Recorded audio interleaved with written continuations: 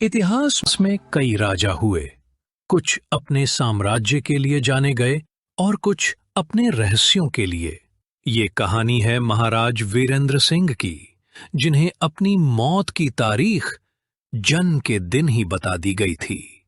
सालोगा 1625। महल का आंगन। तभी दासी आती है। महाराज की जय हो। महाराज, एक साधु आपके पुत्र के जन्म के शुभ अवसर पर आशीर्वाद देने आए हैं। उन्हें भीतर लाओ। जी महाराज।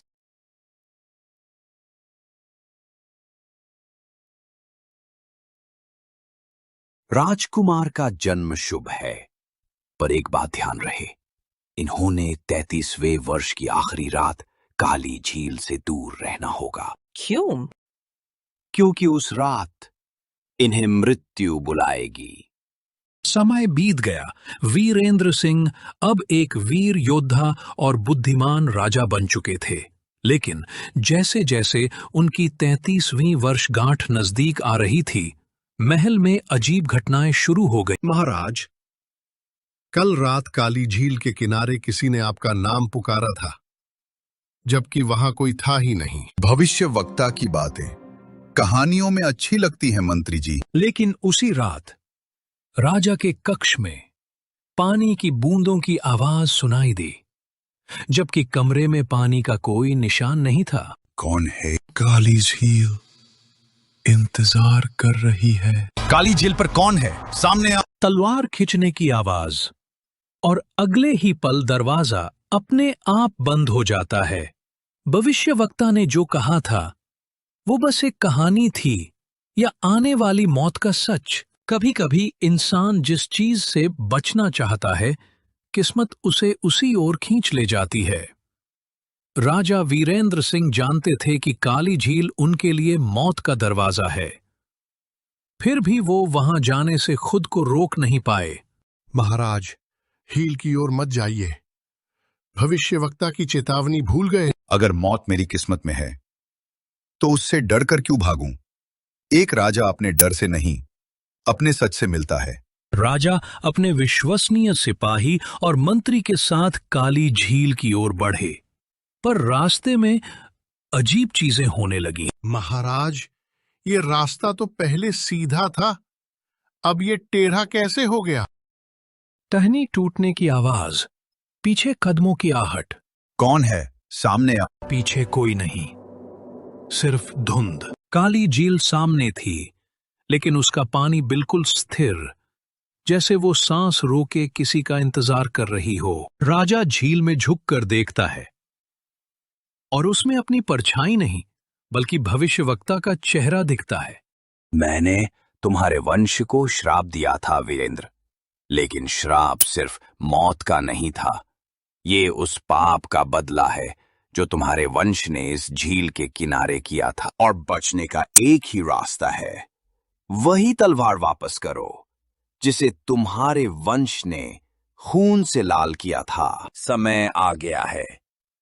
33वीं रात शुरू हो चुकी है। अचानक बिजली की गड़गड़ाहट, तेज हवाएं चलने लगती है, और राजा का पैर खींच लेता है। राजा चिल्लाते हुए, सफायोम। क्या ये महज एक श्राप है, या किसी ने राजा के खिलाफ षड्यंत्र रचा है? राजा अचानक युद्ध भूमि में पहुंच जाते हैं। वहां वो देखते हैं कि उनके पिता गांव जीतने के लिए लोगों का खून बहा रहे हैं। महाराज, हमें मारकर आप खुद को शाप दे रहे हैं।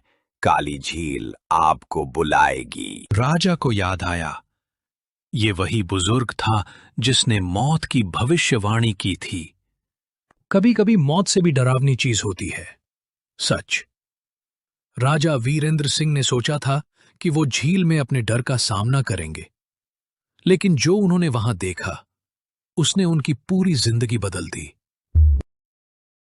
राजा ऊपर की ओर तैरने की कोशिश करते हैं,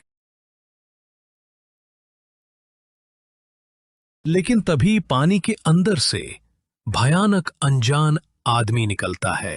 तलवार मेरे पास है, और अगर इसे चाहिए तो तुम्हें वो करना होगा। जो तुमने कभी सपने में भी नहीं सोचा। राजा के पास समय कम था और अब उनका सबसे बड़ा दुश्मन पानी के नीचे था। राजा झील के पीछे से निकलकर एक रहस्यमयी गुफा में पहुंच जाते हैं, जहां पानी के बीच एक काले पत्थर पर तलवार रखी है।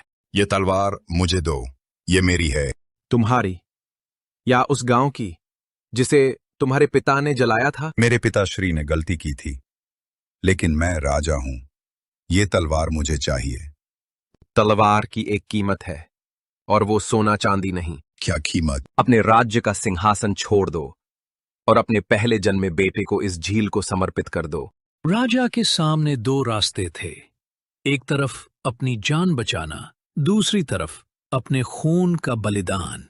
राजा अपने बेटे युवराज आर्यमान की मुस्कुराती तस्वीर याद करते हैं। एक राजा अपना वचन तोड़ सकता है, लेकिन क्या एक पिता अपने बेटे को खो सकता है? अब वह अनजान आदमी पास आता है और अपने असली रूप में आ जाता है। वो वही बुजुर्ग भविष्यवक्ता है, लेकिन उसकी आंखें अब सामान्य नहीं बल्कि काली और भयानक हैं। मैं सिर्फ भविष्य बताने वाला नहीं, मैं इस झील का रक्षक हूं, और अगर तुम सौदा नहीं मानोगे तो तुम्हारा राज्य और वंश दोनों पानी में समा जाएंगे। भविष्यवक्ता तलवार को पानी में डुबो देता है। तुम्हारे पास अगली पूर्णिमा तक का समय है, या फिर तुम्हारा नाम इतिहास से मिटा दिया जाएगा। राजा ने कभी सोचा भी नहीं था कि सिंहासन बचाने के लिए उसे अपनी सबसे कीमती चीज खोनी पड़ेगी। राजा वीरेंद्र सिंह झील से लौट आए, लेकिन जो डर उन्होंने पीछे छोड़ने की कोशिश की, वो अब उनके साथ उनके महल में आ चुका था। महाराज, आप ठीक तो हैं? झील पर क्या हुआ? कुछ नहीं हुआ, और किसी को झील का नाम लेने की मनाही है। लेकिन राजा की आंखों में एक डर छुपा था जो शब्दों में नहीं था। राजा का बेटा युवराज आर्यमान नींद में उठता है और खिड़की की ओर बढ़ता है। कौन बुला रहा है? खिड़की से बाहर सिर्फ अंधेरा और दूर से पानी की लहरों की हल्की आवाज। आजकल आर्यमान अजीब हरकतें कर रहा है। रात में उठकर महल के तालाब तक चला जाता है। तालाब में मत जाने देना उसे, और पहरे दोगुने कर दो। महाराज, आप छुपा क्या रहे हैं? राजा चुप रह जाते हैं। महल में अचानक से कई बर्तनों के गिरने की आवाज। महल के सेवक चिल्लाते हुए आते हैं। महाराज, 3 सैनिक महल की पहरेदारी करते करते गायब हो गए। सिर्फ उनकी तलवारें मिली हैं, और वो भी गीली। महाराज, श्राप महल में घुस चुका है। राजा रात में अपने कक्ष में अकेले बैठे हैं। अगर मैंने ये सौदा पूरा नहीं किया तो मेरा बेटा। अब राजा के पास 2 ही रास्ते थे, झील के रक्षक से सौदा पूरा करे या देखे कैसे उसका वंश उसी झील में समा जाए। कभी कभी मौत सिर्फ झील में नहीं, महल की दीवारों में भी छुपी होती है।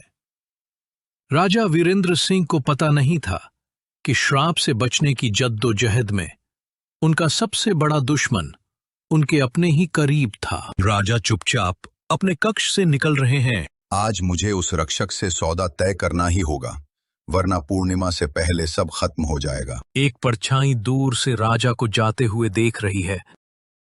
राजा महल के पीछे से अपना घोड़ा लेकर निकल जाते हैं, लेकिन पीछे से कोई घोड़े पर सवार हो जाता है और दूर से उनका पीछा करने लगता है। राजा को नहीं पता था कि इस सफर में वो अकेले नहीं हैं। राजा झील के पास पहुंचते हैं और रक्षक वहां पहले से मौजूद हैं। आ गए, पर देर कर दी वीरेंद्र। अब कीमत और बढ़ेगी। पहले ही मेरा राज्य दांव पर है और अब कीमत बढ़ा रहे हो।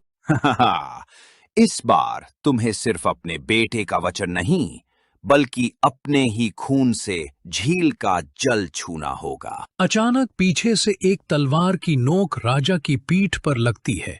ये कीमत मैं तय करूंगा, महाराज। राजा पीछे मुड़ते हैं और देखते हैं कि उनका पीछा करने वाला और कोई नहीं, उनका अपना मंत्री है।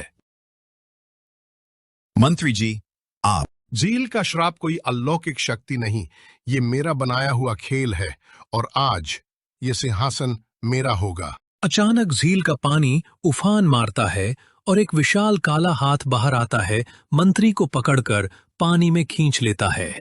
जो इस झील को धोखा देता है वो हमेशा इसका हिस्सा बन जाता है। तो ये सचमुच जीवित है? झील जीवित नहीं, प्यासा है और अगली पूर्णिमा तक इसे तुम्हारा बेटा चाहिए। अब राजा के पास सिर्फ 7 रातें बची थीं। 7 रातें अपने बेटे और अपने वंश को बचाने के लिए।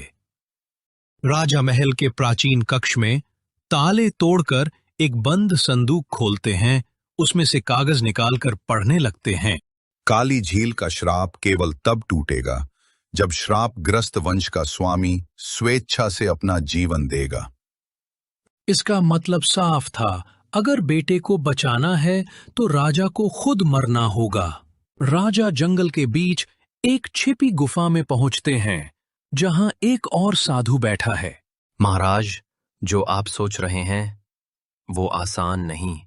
अनुष्ठान अधूरा रह गया तो श्राप और भी भयानक होगा। मैं अपनी जान देने को तैयार हूं, लेकिन मेरे बेटे को बचा लो। जान देना ही काफी नहीं, आपको अपना सबसे प्यारा स्मरण भी छोड़ना होगा ताकि झील आपको हमेशा याद रखे। तभी वहां पर महारानी आ जाती है। राजा चौंक कर खड़े होते हैं। अगर किसी को मरना है तो वो मैं होंगी। ये क्या कह रही हो? ये श्राप तुम्हारा नहीं, हमारा है। हाँ, अगर मैंने बलिदान दिया तो बेटा बचेगा और तुम सिंहासन पर रहोगे। नहीं, मैं राजा हूं, ये मेरा फर्ज है। और मैं माँ हूँ, ये मेरा हक है। अनुष्ठान की आग में सिर्फ एक ही प्रवेश कर सकता था और अब ये फैसला मौत से भी कठिन था। दूर से आती लहरों की गर्जना, जैसे झील उनकी बहस सुन रही हो। गुफा की दीवारों से पानी रिसने लगता है और साधु डर कर पीछे हट जाता है। निर्णय करो, पूर्णिमा की रात आ रही है और झील को अपना बलिदान चाहिए। अगली रात या तो प्रेम जीतेगा या श्राप। श्राप, प्रेम और बलिदान, तीनों का अंत एक ही रात तय होना था। पूर्णिमा की चांदनी में काली झील जाग चुकी थी और अब वो अपने हिस्से का जीवन लेने के लिए तैयार थी। राजा, रानी और साधु झील के सामने खड़े हैं। जो भी बलिदान देगा वो झील का हिस्सा बन जाएगा, कोई लौट कर नहीं आएगा। मैं तैयार हूं। नहीं, मैं। अचानक पानी से एक गहरी ठंडी आवाज। मुझे सिर्फ एक की जान नहीं, उसका आत्मा भी चाहिए जिसने मेरे जल को कलंकित किया था। इसका मतलब साफ था, बलिदान वही दे सकता है जिसने पाप किया था, यानी राजा के वंश में से ही कोई। जैसे ही राजा झील में कदम रखते हैं, पानी के अंदर से एक और शख्स निकलता है, पूरी तरह गीला, आंखें काली। ये उनका मरा हुआ मंत्री है। नहीं, ये बलिदान मैं दूंगा। सिंहासन तो मुझे नहीं मिला, पर ये मौत मैं लूंगा। तुमने मेरे खिलाफ साजिश की थी। हाँ, लेकिन श्राप मुझसे भी जुड़ चुका है, क्योंकि मैंने भी उस रात गांव का खून बहाया था। झील का पानी मंत्री को अंदर खींच लेता है। श्राप का कर्ज चुक गया, लेकिन याद रखना, मेरी प्यास कभी खत्म नहीं होगी।